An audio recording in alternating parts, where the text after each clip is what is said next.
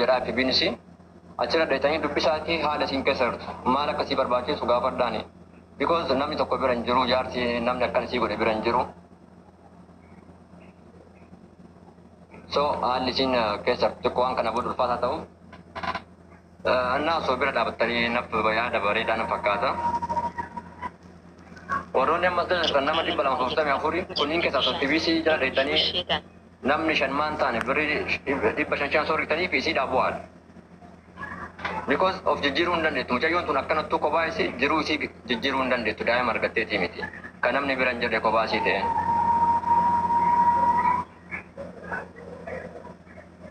Annaa gaa'e sondumti keessan please.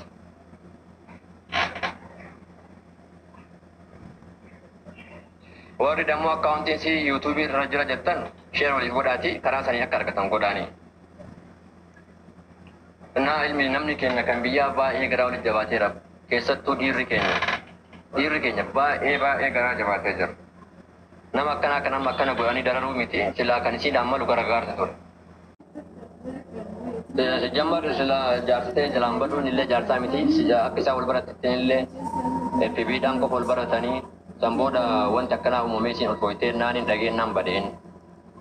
Namni gariin deettee jirti jedha har'a. Annaa hundumti keessanuu warri waan rabbi siilaa bira dhaabbata. Sii qofa irratti gatee deemuun haraama guddaadha baay'ee itti ulfaata. Because nama akkana jiru siin tun.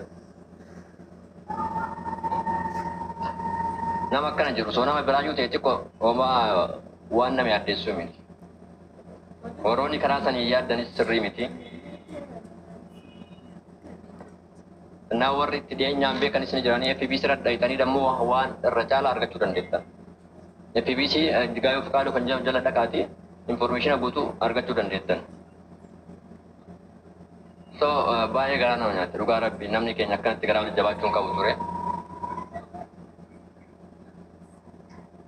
Warroonni yookaan waan ajandaatiif or something isiniif fakkaatu ta'uu danda'a. Deengadda fide waan kana deengadda yeroo isiin ulfaa'ee jettu gaa'eessonni akkanaa kun uumamee jira. Mucayyoo tana bira dhaabachuu qabna. Jedhee tan dubbatu namni baay'een naarrabsaa ture.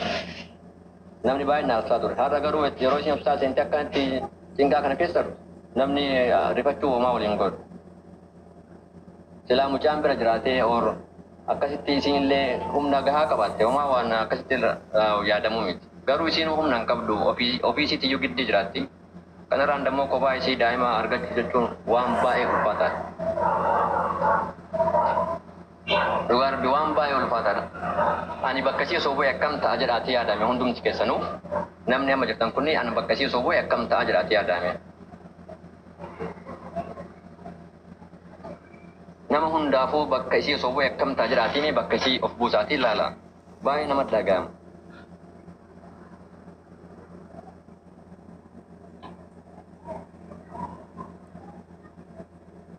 Naani wanti an jedhe ammallee yoo dandeettan karaa FBCtiin dhaqaaquun namaatiin karaa kamiin akka gargaaruu dandeenyu jedhaa gaafadhaani warri waa rabbi isin laaffise gargaaraani. Namni rabbi waa isin laaffise gargaaraani. Deessee jirti namni jannis jira ani hin beeku isaan informaationa guutuun qabu.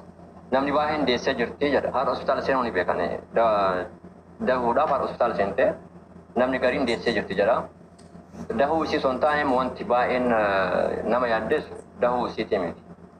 Kana booda akkamitti daa'ima isii kana waliin jiraachuu dandeettiidha. Kan namni bira hin jirre kan gurbichi bira hin jirre kana booda akkamitti jiraachuu dandeettiidha. Nuti qeerroon keenya akka biyyaa qabsoora jira jennee yaannaa qeerroon keenya dammoo waan hin taa'in dalagaa jira. Qeerroon keenya waan hin taane keessa jira. Qeerroon keenya akka biyyaa qabsootti jira jennee yaannaa qeerroon keenya nama akkanaa kanneen gudeedhaa jalaa badu himmaan tun akka dhugaa rabbi jechuudha. Naa garaa walitti jabaachuun hin barbaachisu. Akkanatti illee garaa walitti jabaachuun hin barbaachisu. Wal bira dhaabachuun dammoo dirqama kennaa. Mucayyoon tumillee sabuma kenna Oromoodha. Jigaayyoo Fakaaduu jedhamti. FBC illee Jigaayyoo Fakaaduu jedhama. Karaa saniin dhaqaatii dubbisaa waan rabbi siin laaffisan dammoo bira dhaabbadha.